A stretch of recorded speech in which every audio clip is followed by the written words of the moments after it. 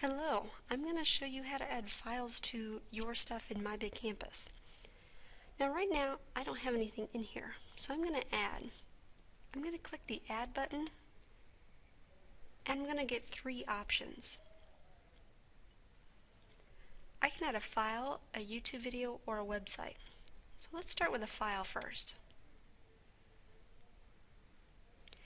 Now I can either click here to upload the files, or I can drag and drop them from a desktop. So I'm going to go over here and grab a Word document, and I'm going to drag it into this box.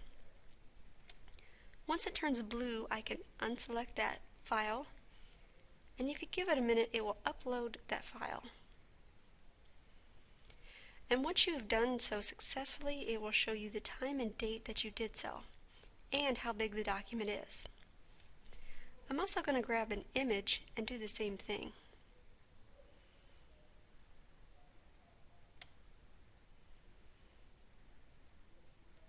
Now I can upload an unlimited amount of files, but each file has to be under 100 megabytes, which is still a pretty large file.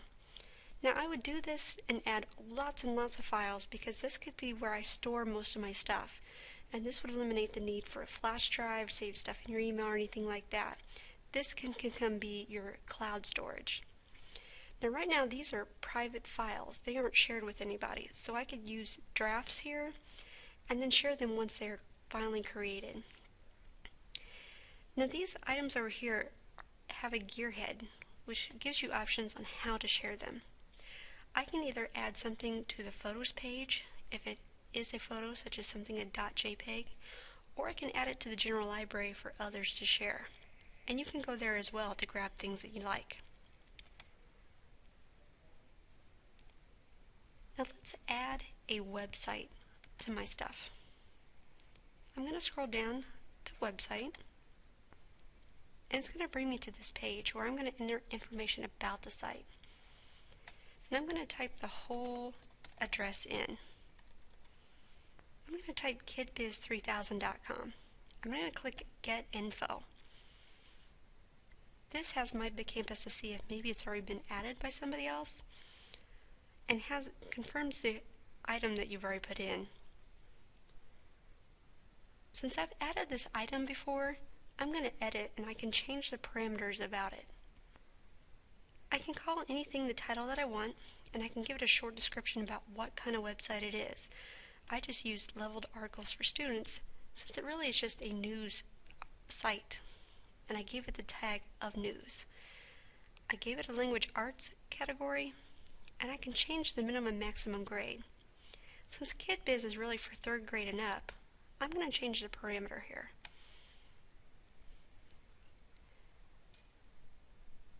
And I'm going to save this information. Once you've added the website, you'll get a screenshot of what it looks like. And you'll get information about who added it and when and the other parameters that we just set. Now if you click this link here, it will take you to this website within this window. You can also add it to a bundle if you wanted to make a lesson plan that included this website. Or I could edit and delete the parameters once again. Now if I go back to the stuff that I've uploaded before, I could get a lot of stuff here, and it might get messy when I'm trying to search through them. This is where labels will come in handy, and filters to sort those out will really help you. So I can add any label I want. I'd simply click Add, and I've added technology as a label. Now I want to apply this to some of my files. So I'm going to choose the iPad image, and I'm going to check that box. I'm going to go up to Apply Label and scroll down to Technology. Once you've done this, each label, and you could have several for a different file, they will be across here and they'll be gray. So say I wanted to search by a filter, I could come down here and check only the ones that are labeled Technology. So it will return only the files that have that label applied. So right now it's only one category.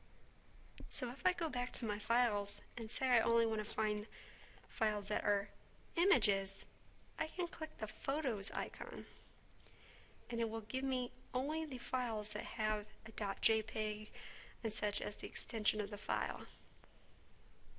So here again, it returned the file that was a photo. Now say I want to delete some files because I have some that are outdated. All I do is simply check the box and delete selected. So using Your Stuff is a good way to store stuff that you can access from anywhere with an internet connection. You have a huge storage amount limit, and you can add these to share with other people, add to a bundle, and you can use them as a draft form until they're a finished product to share with later.